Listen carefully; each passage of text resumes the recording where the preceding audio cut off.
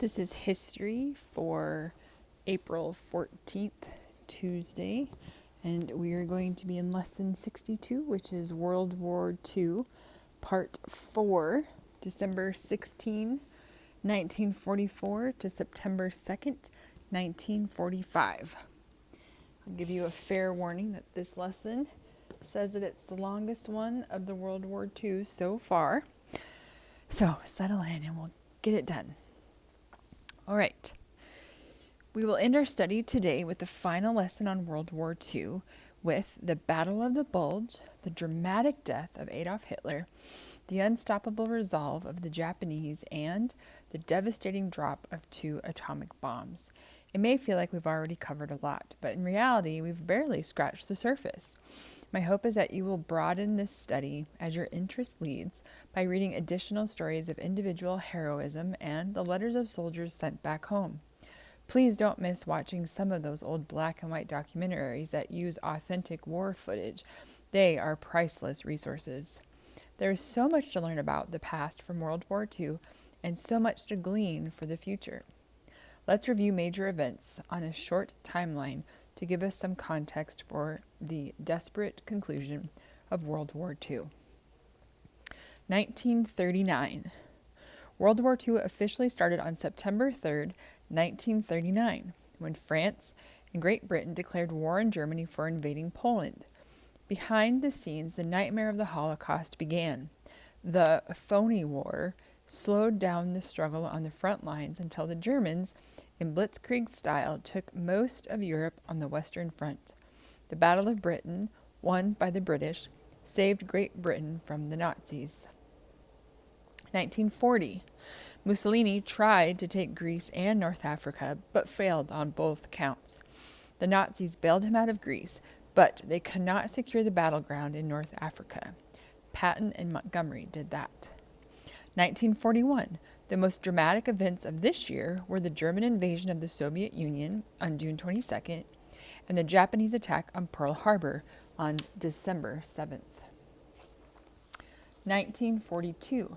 The attacks of 1941 led to a full-scale retaliation in 1942. In the Pacific, the United States fought Japan for the Coral Sea, Midway, and other islands, such as Guadalcanal and the Aleutian Islands. On the frigid Eastern Front, the Russians fought the Nazis for Stalingrad. 1943.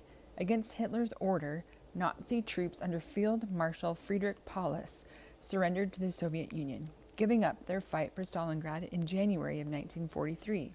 This was a major turning point in the war.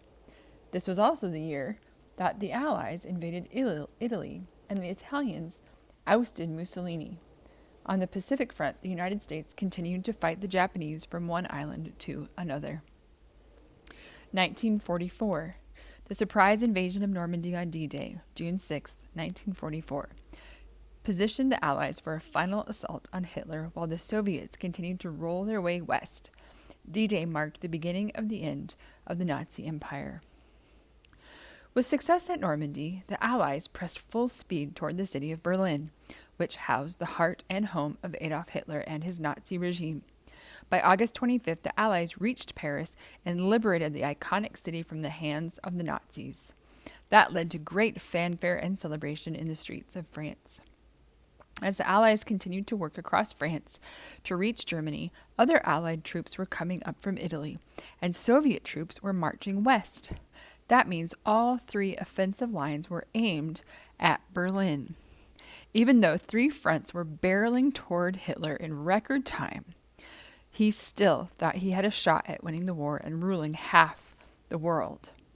Half because by then Hitler had given up on Italy as a serious world power, not to mention Russia, which he still thought he could subdue.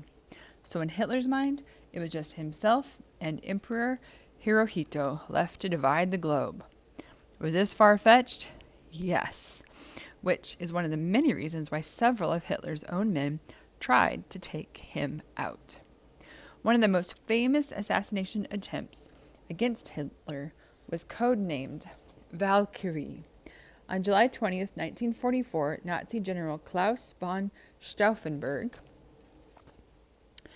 set a ticking time bomb on a briefcase under a table near the Fuhrer.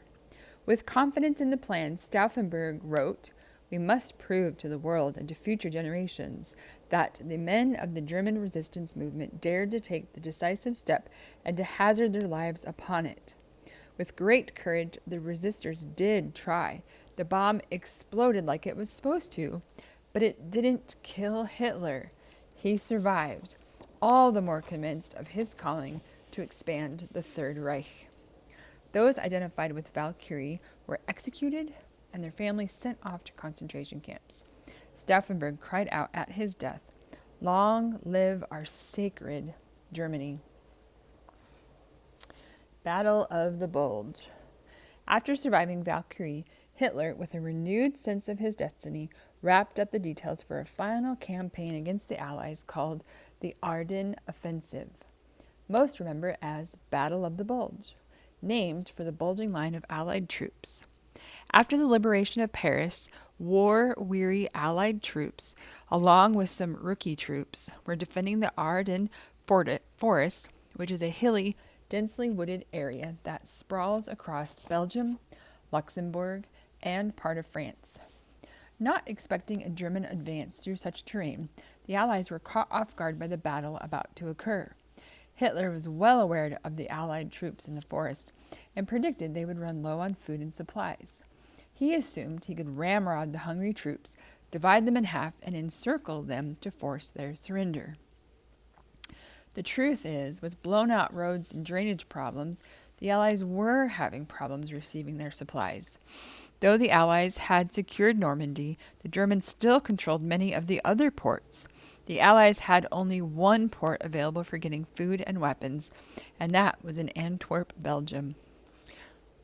To execute the Ardennes offensive, the Nazis instigated a surprise blitz against Antwerp by going through the Ardennes forest, starting on December 16, 1944.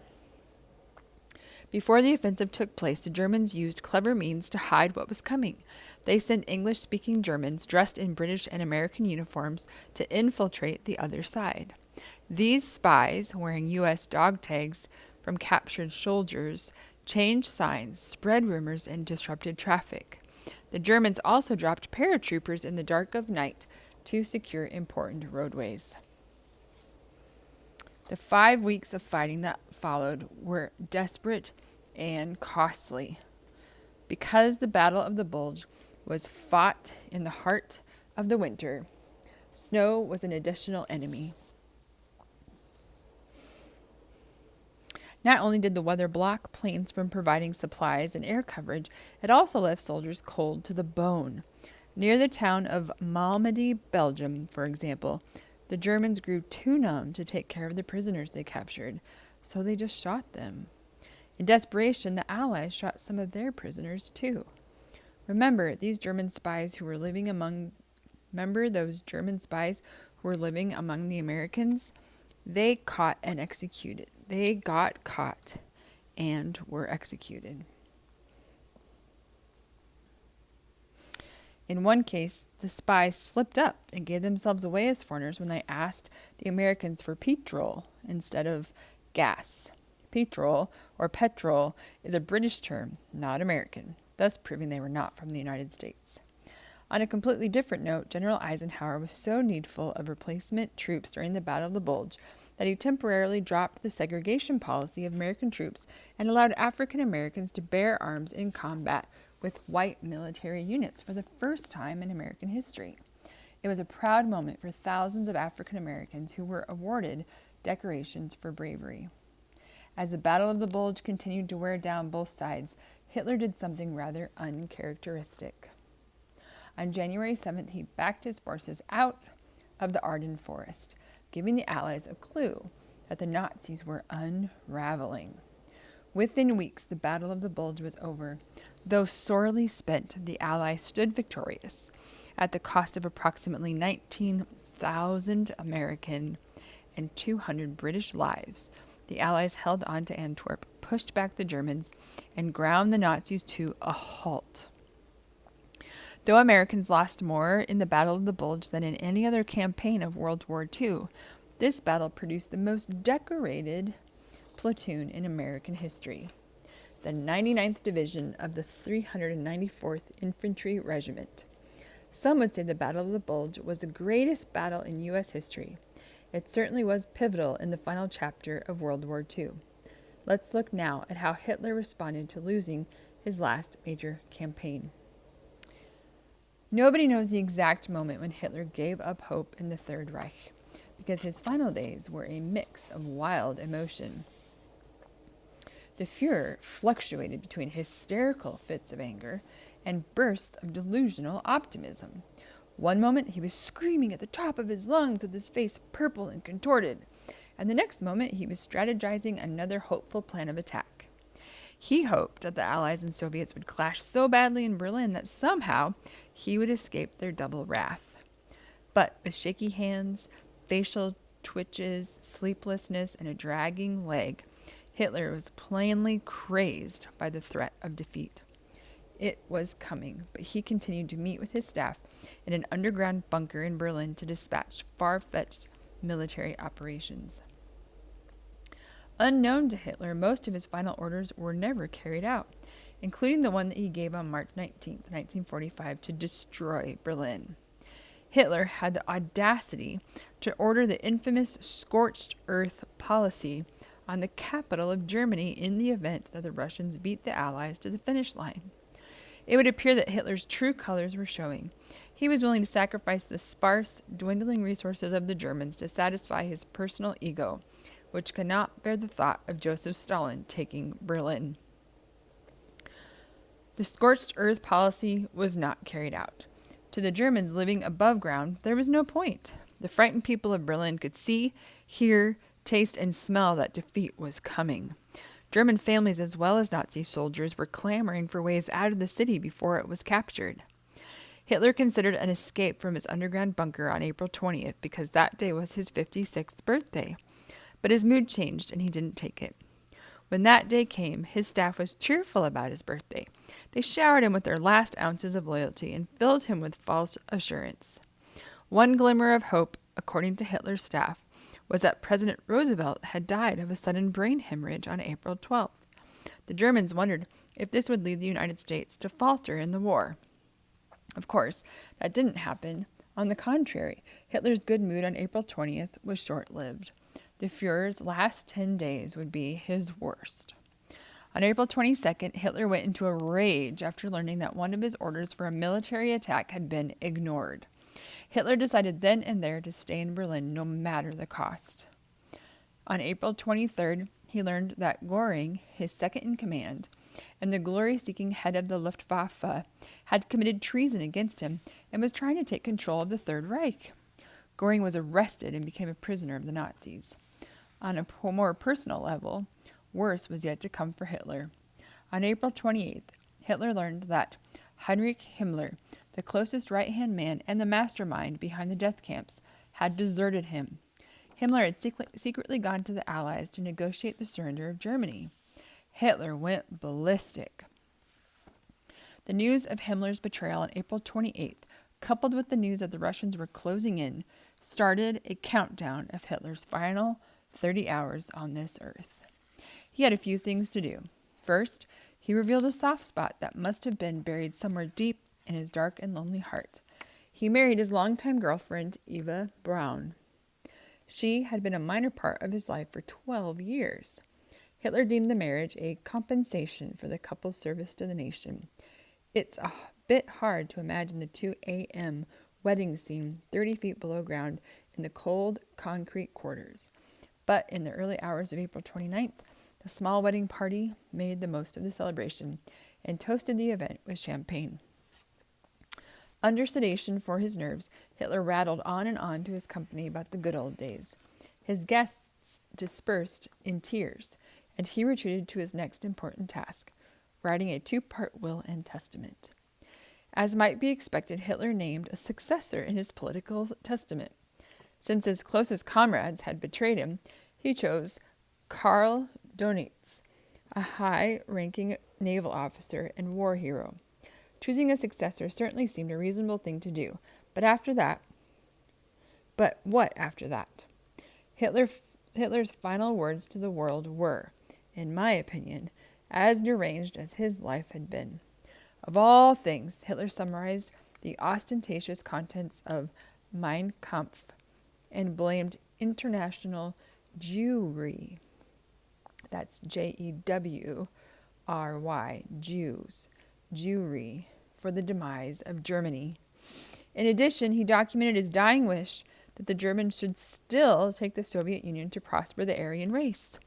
After 12 years at the top of the Third Reich, he had learned nothing about respecting mankind. The clock was ticking. On the afternoon of April 29th, Hitler learned of the barbaric execution of Mussolini. Wanting nothing like that to happen to him or to Eva, who planned to die with him, the Fuhrer wrote in his will the manner in which he wished to meet death.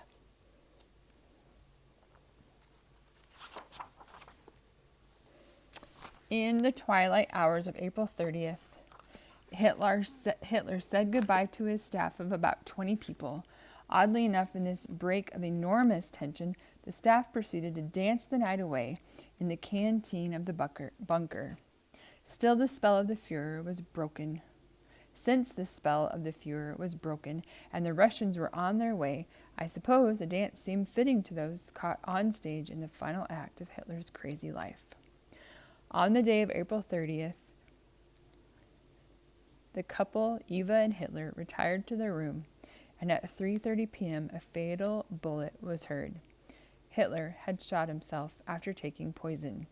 Eva had taken the poison. Both collapsed dead. As instructed, Hitler's staff quickly cremated the bodies in an outside garden. It remains a mystery to this day as to what exactly became of the remains. The Third Reich lasted but a week. Hitler's successor, Karl Donitz, surrendered to the Allies on May 4th. On May 4th, 1945. Oops.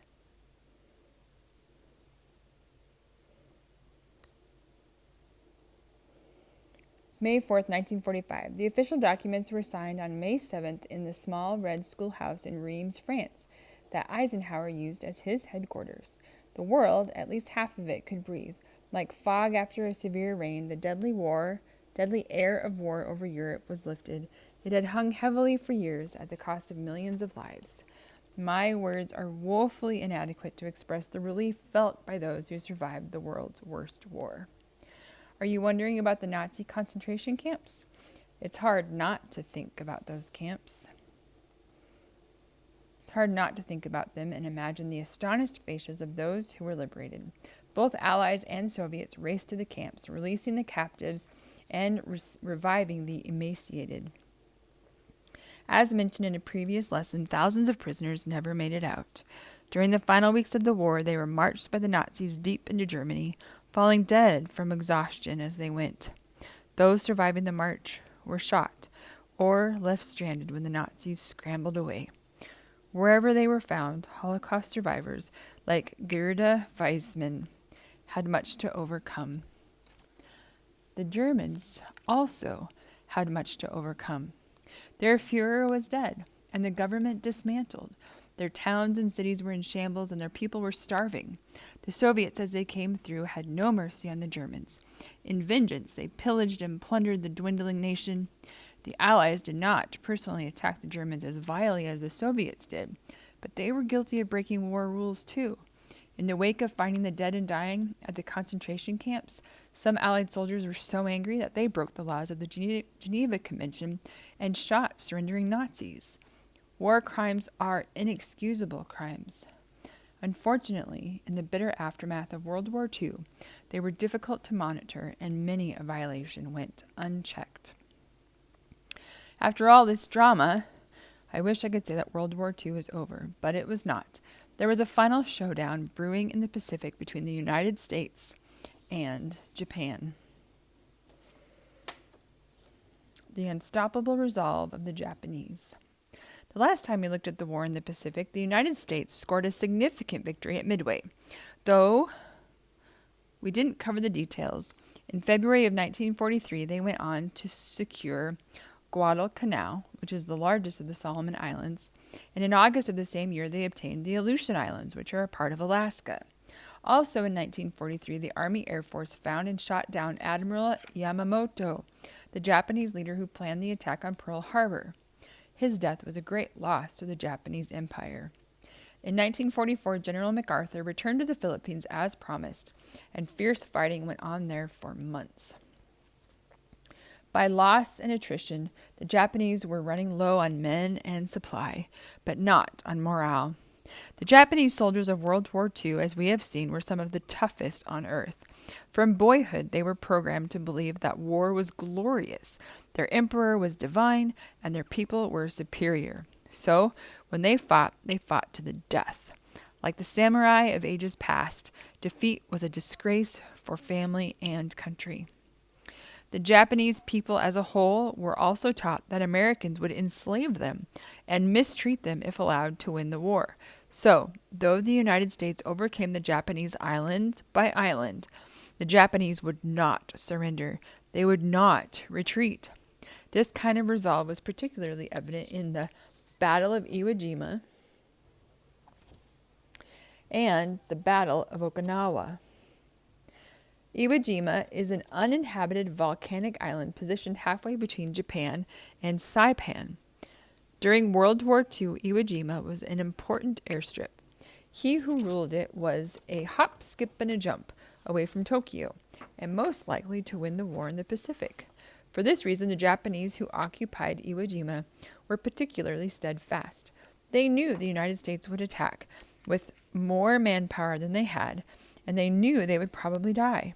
In fact, they planned for it with letters of farewell to loved ones back home. Knowing this, you can only imagine the intensity of the Battle of Iwo Jima, fought in 1945 from February 19th to March 26th.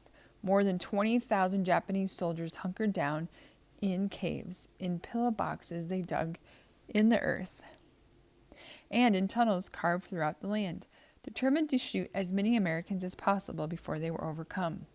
They did just that. Out of 70,000 American soldiers who attacked Iwo Jima, most being Marines, 7,000 were killed and nearly 20,000 wounded.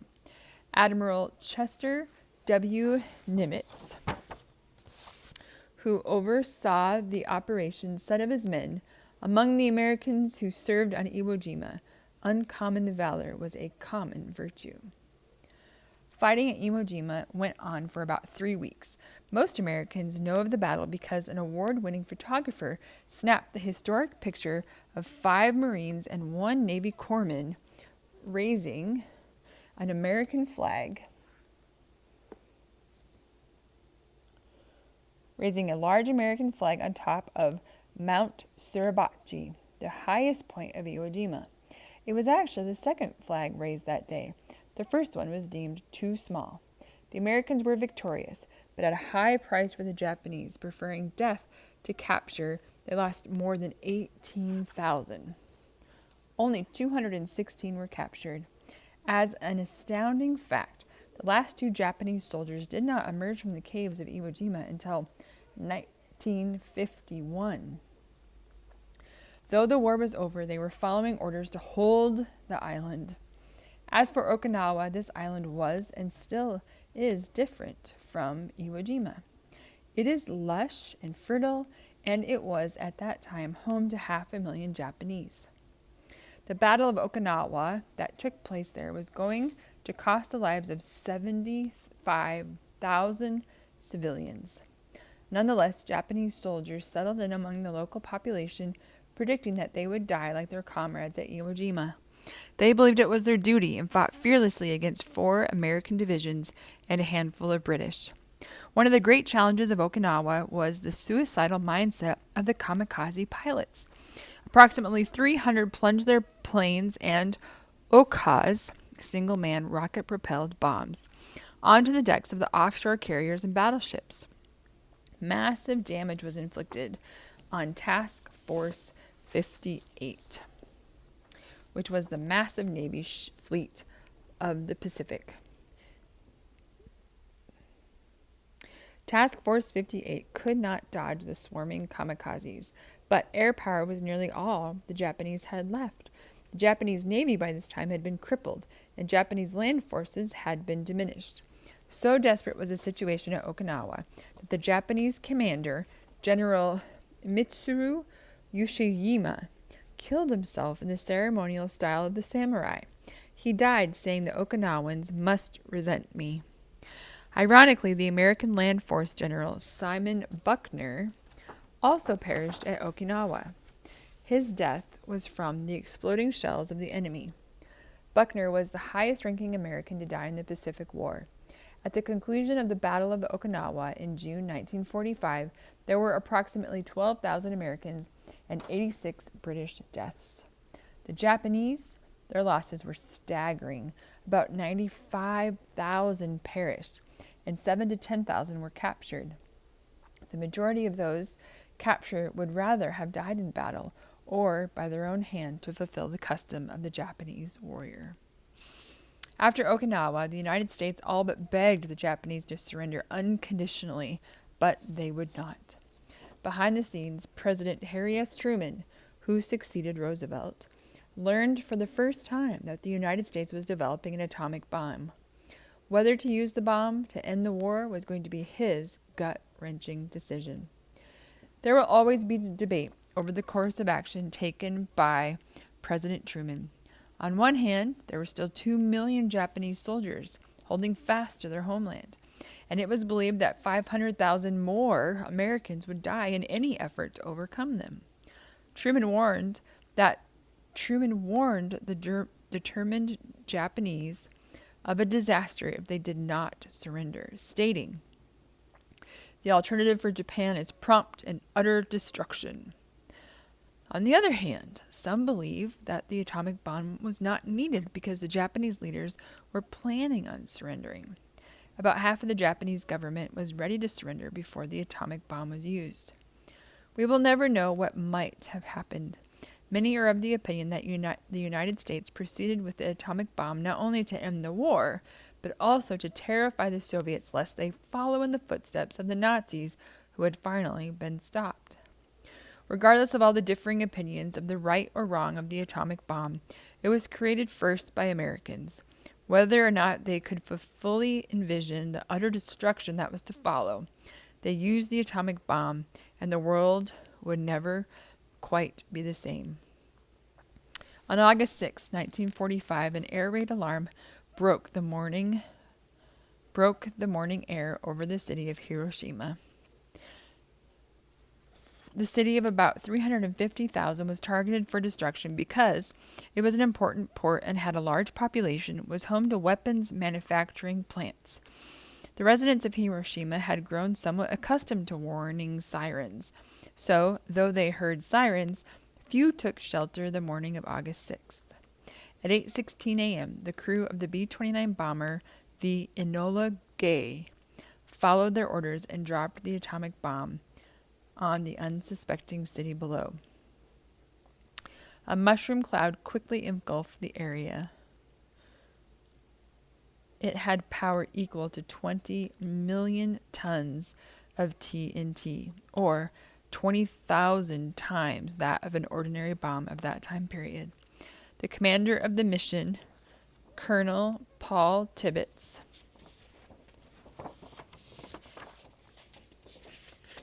described the catastrophic scene from his viewpoint aboard the Enola Gay.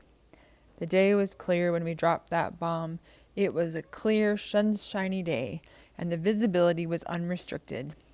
As we came back around again, facing the direction of Hiroshima, we saw this cloud coming up.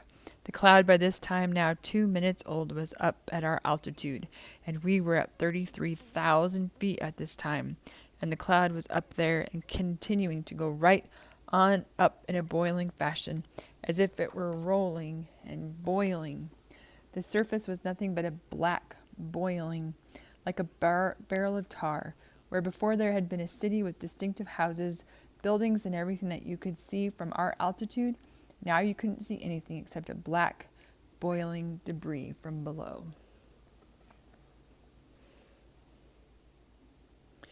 As a side note, the crew of the Enola Gay was not aware of their exact mission until an hour beforehand. I find that the English language fails short of words adequate for the destruction of Hiroshima. Approximately 80,000 Japanese from all walks of life were vaporized in seconds. They saw only a great white flash before they dissipated into smoke and ashes.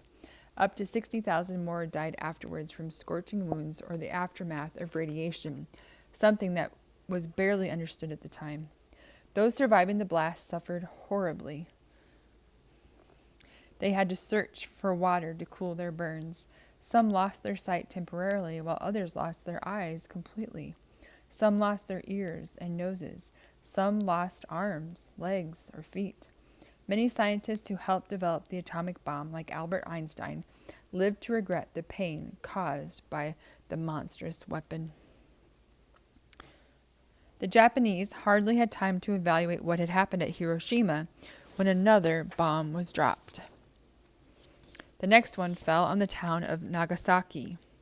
On August 9, 1945, the exact same day that the Soviets attacked the Japanese in Manchuria, the effects of the atomic bomb at Nagasaki were not as widespread as the effects at Hiroshima, because the hills of the city helped to shield its residents, but the residents were as shocked and as personally devastating to those who suffered under the mushroom cloud. As many as 60 to 80,000 were annihilated on the spot or died later from painful wounds and radiation. My friends, these numbers are staggering, and the details are sickening. Was this dreadful show of strength enough to force the Japanese to surrender? Barely. The Japanese government remained divided on the matter and left the decision to Emperor Hirohito. Truman was considering a third atomic bomb when Hirohito conceded. The Japanese had never before heard their emperor on the radio, but on August 15th, he called out to them in a calm voice, saying, "We have resolved to pave the way for a grand peace for all generations." Hirohito surrendered and the war in the Pacific was over. Official papers were signed on September 2nd, 1945, aboard the USS Missouri. Pages more could be written to describe the aftermath of the immense conflict and the repercussions of the atomic bomb. But we're done for now. We have lessons to come on the Cold War and the arms race, which will tie into what happened at Hiroshima and Nagasaki and remind us of true life victims. It was U.S. Secretary of War Henry Stimson who wrote, "The bombs dropped on Hiroshima and Nagasaki ended a war. They also made it wholly clear that we must never have another war."